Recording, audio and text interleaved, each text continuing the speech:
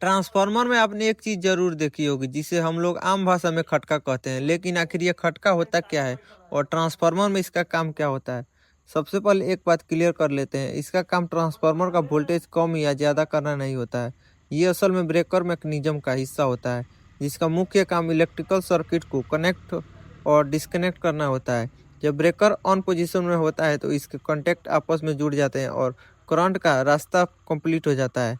और जब breaker of किया जाता है तो कॉन्टैक्ट अलग हो जाते हैं और सर्किट ब्रेक हो जाता है। सवाल आता है कि ट्रांसफार्मर में इसकी ज़रूरत क्यों पड़ती है। मान लो ट्रांसफार्मर में कोई फॉल्ट आ गया, मेंटेनेंस करनी है या ट्रांसफार्मर को सिस्टम से अलग करना है। ऐसी स्थिति में ट्रांसफार्मर को सेफली आइसोलेट करना बहुत ज़रूरी होता है।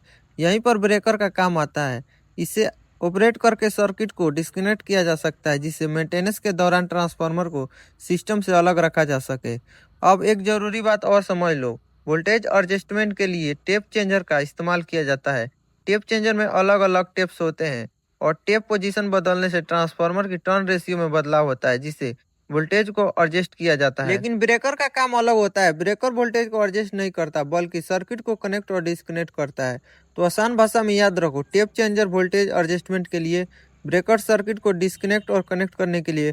ट्रांसफार्मर के अंदर हर कंपोनेंट का अपना अपना काम होता है, इसीलिए किसी भी पार्ट को सिर्फ देखकर उसका काम अज्यूम करना नहीं चाहिए। उसका एक्चुअल फंक्शन समझना ज़्यादा जरूरी है।